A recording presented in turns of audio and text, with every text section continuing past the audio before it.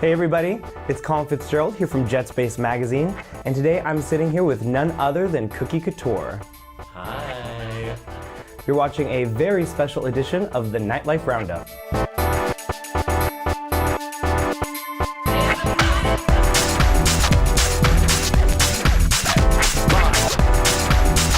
So Cookie, I'm very excited to have you in studio today. Yeah, thank you. Yeah, it's been a long time coming.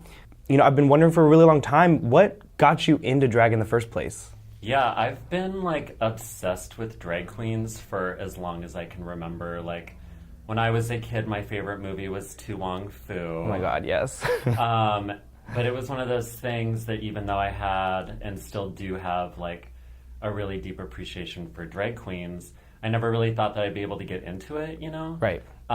It seems inaccessible at first. Yeah, I mean, because there's a lot. There is a lot that goes into it, yeah. But I kind of like rallied a group of friends together like almost 2 years ago now, and I was like, we should do this. Yeah. Let's just like go in, and it was my birthday, and we had all gone out in drag, and we went to Pony, and it was amazing, and that's kind of how the whole thing got going.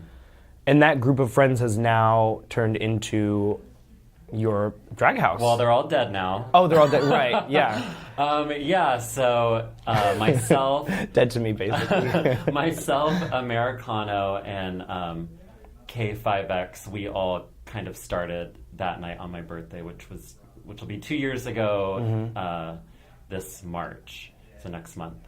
And then Betty Wetter and Old Witch kind of joined in somewhere in between there, and so yeah, it's me and my sisters. Yeah, they found their way through the cracks somehow. They did, barely. Yeah, barely. So, what started your, what prompted you for your drag name exactly? Well, I really wanted to pick out a name that was punny, because people love a pun. True. And, you know, I am like a housewife, I have babies, and Cookie Couture and Cookie Cutter and the whole like homemaker thing kind of fit with me. Yeah. So that's how I came up with that. You are a mother from hell too. Truly. I definitely the am. Stepford housewife. Yeah. If you only know.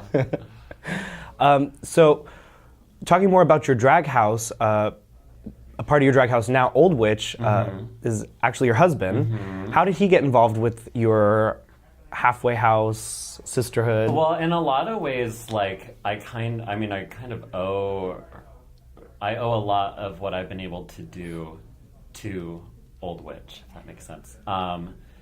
Because, you know, even though I had an appreciation for drag queens like in the media and in movies and stuff, you know, she took me to my very first drag show. Really? And she definitely like pushed me. I don't know if I would be doing it if it wasn't for her support, honestly, because it was something that I really wanted to do, and I think that she could tell that I had some level of potential. Right. So she was like, you should just go for it. Like, the only thing that's holding you back is yourself.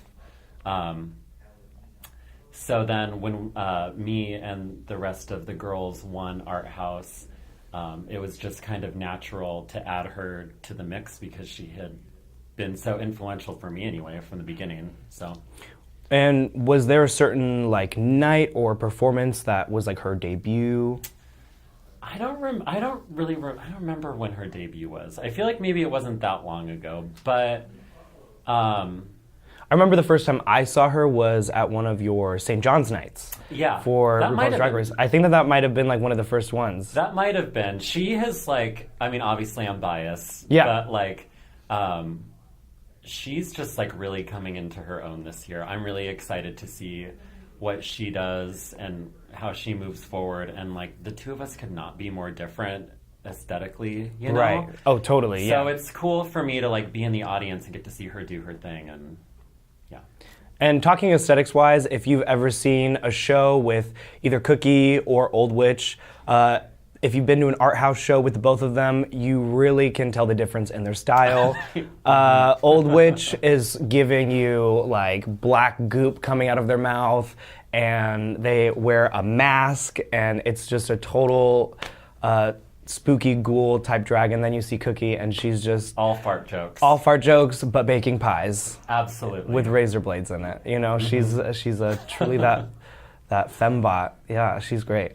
So, talking more about Art House and what do you have kind of coming up with that and your house with that? I mean, that's kind of coming to a close. Yeah, we're like past the halfway point, I think. So the first Saturday in March, I think it's the 4th, we have our next Art House event, which is 1990 Fierce. So it's going to be all 90s. So I'm in the show. Yeah, you are? Okay, cool. Yeah, we'll see. Perfect. I thought that was already established. What would you perform if you could pick a song? There's so many, it's hard. Like a Missy song, a Missy joint. Yeah, cool. some old school stuff, You or could turn that. a little Alanis Morissette. I mean, why not? Missy would be good. You Yeah. can come out in the big black garbage bag thing. Yes, And I'll yeah. like get a leaf blower that I can stick in it, and then it'll like pop up. I'll get Alyson Stoner as Yeah. I guess. If you don't know who that is, that's that little girl who was in like 20 million of Missy Elliott's music videos. She's fierce. And so, what will we be seeing with that art house? I mean, the fun thing about Art House is that I never really know what's going to happen because there's me and the girls are all preparing like our own numbers. And we all end up changing what we're going to do that day anyway. And I was about to say, no. And then the people who are competing, I never know what they're going to do until like 2 days before the show, and they send me their music. So. And that's what's great about it, is it's a total surprise until, I mean, we know who's on the roster, but we don't know what's actually going to happen. Yeah, this next one is going to be, I'm really looking forward to it because the two competitors are a pretty like new, unknown group of drag queens from Tacoma. Okay, come through suburbs. Right? Yeah. And then they're competing against a drag house that consists of a bio queen and a drag king. Cool. Which is kind of like an unconventional mix. Which is fun, yeah. And I think so that's I can't good. wait. It's good to get that representation too. And I think it's really cool because with the things that I've seen you involved with, I've seen a lot of unconventional drag performances, and there's been a lot of post-gender drag performances, and just really pushing that boundary of what we can expect to see with drag in Seattle. And I think it's really important that you're a part of that community and that scene of just pushing, what's the future of drag, but also still giving, a lot of classic drag, and you're really a part of that. Thanks. Which I really appreciate. And, kind of leading into, you've been involved in like a lot of queer events, and like, sometimes people can think that drag is just something you see at the gay bar, but you've been doing so much more than that. You do a lot of events at Pony, which you also have a night there. Can you tell me more about Queen for Queen? Yeah. So Queen for Queen was kind of inspired by this amazing bar in Las Vegas that I had been to a couple times. Las Vegas, of all places. Right.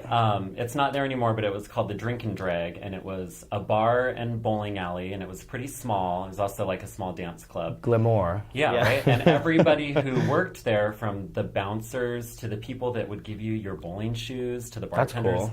everybody was in drag. Oh, wow. Yeah, that's it's cool. rad, Yeah, right? I love that. So, I love Pony, and I mean, I can't say enough about how much I love Pony, really. Well, it's really our space. It's when you think of queer venues, queer bars, I mean, we have gay bars. Right. And we have, places where they'll host queer events, but it's really the only queer bar, that we can come to commiserate and like actually always expect a night full of queer people, and it's really great to be around that. Totally. I definitely feel like Pony is like the hub of queer creativity in the city. You know what I mean? Yeah. And bar sex. Yeah, duh. All of it. Hello. Naked guys on the wall, sign me up. Duh. But yeah, so I brought that idea to Pony, the idea of having, drag queen go-go dancers, drag queen DJs, drag queen performers, and kind of trying to like do that same vibe mixed with music that to me is very like drag heavy music. Not necessarily like, we're not listening to like Alaska Thunderfuck records all night. But No, it's which I'm stuff- down for. Right, Which I'm let's here do that, for. let's do I'm here for that. But you know, music that inspires me and inspires my drag, I guess. That's what I like about it. I mean, you know, drag culture comes from, I think, a reach from so many different communities and aspects, and there's, you know, the voguing community, and there's the house music, and there's so many different aspects that can culminate into what drag can be, and it really is never ending. But I think giving a nod to that classic, you know, when I hear you spinning, you know, it's a lot of like house and a little bit of hip hop and, you know, electronic, and it really feels like that's that drag music. And, you know, going into like what I've been seeing you do is you've been DJing a little bit more, which I really enjoy. I've been DJing for a really long time. Before I started doing drag, like, I had, this is very random, but I had a Korean pop night at Barboza. Oh my God. And I used to work at KX. Yes. I used to work at KXP. Oh my God, wow. Yeah, so like, music like definitely inspires my drag and, you know, me. It's inspiring. Absolutely. And that's kind of what inspired Queen for Queen. Yeah. And just what you've been doing. So I really love that you're combining those two aspects together. It's fun. Yeah. So what can we expect to see from you in the future? Well, let's see. So Art House is every first Saturday at Crumwork, and that'll run through June. And then your asses are kicked out. And then who knows what's going to happen. I'm really, really excited about a show that's happening at Crumwork on March 9th. Okay. It's called Cookie's Revenge, and Oh, it's gonna yeah, be I heard hosted about that. by Couture Banaka, and it's going to feature like really, really, really good drag queens, and they're all going to be making fun of me. I want it to be like a roast, kind of. Right. So they're all going to be wearing A like... spit roast? Yeah. Hello. You'll be there, right? Yeah. It's going to be them all wearing like probably really bad blonde hair, and... Yeah. Do you have enough for everybody? I think I might. I keep all my wigs under my bathroom sink. Yeah. So it's like when you open like those drawers, like all the blonde, it just looks like a huge blonde hairball just like rolls out. She saves her pubes. Yeah. And I then do. she's I skilled. do. But yeah, that night's going to be really fun.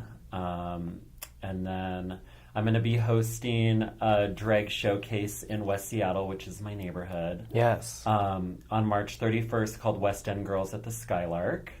And that's kind of like all of the important stuff in the immediate future, I suppose. Well, and you'll also be hosting at St. John's. Oh, yeah, that. That thing. For this upcoming season of Drag Race with Betty Wetter. Yeah, me and Betty are going to be back at St. John's whenever we find out that that season is happening. I know, yeah. Undecided yet. But this Yeah. is like the third or fourth round, because you did All-Stars also. And we did season 8. Yeah. And now we're doing this. I love RuPaul's Drag Race. Like, it's fun to watch. It is and- fun. Well, in a bar scene, too. Yeah, It's fun gay to- sports. It totally is. Yeah. Betty is like so lovely to work with, and her and I literally never know what we're gonna do or what we're gonna talk about, but I feed off of her in a way that like I don't really with anybody else, you know? I've never seen a rapport, like out of all the members of Halfway House, I Yeah. really see the rapport really shine with you and Betty. Yeah. And I think that that's what St. John's recognizes also. And I mean, you're all amazing. And, you know, Americano will be having their night at Little Maria's Pizza right down by Cremwork for RuPaul's Drag Race. But you two really, I think, shine together really well. Yeah, And so I she's enjoy that. easy to make fun of. So She it is. really Well, and works she out takes it well, for me. too. She does take it well, is what I've heard. That was the Yelp review. Well, I'm excited about everything that you've got going on, and I just can't wait to see what you're doing next. I'm always so excited to see your name pop up on invites, so I'm really looking forward to the next thing. This has been my in-depth interview with Cookie Couture here on Jetspace Magazine. Thank you so much for tuning in to the Nightlife Roundup, and we both will be seeing you at the function.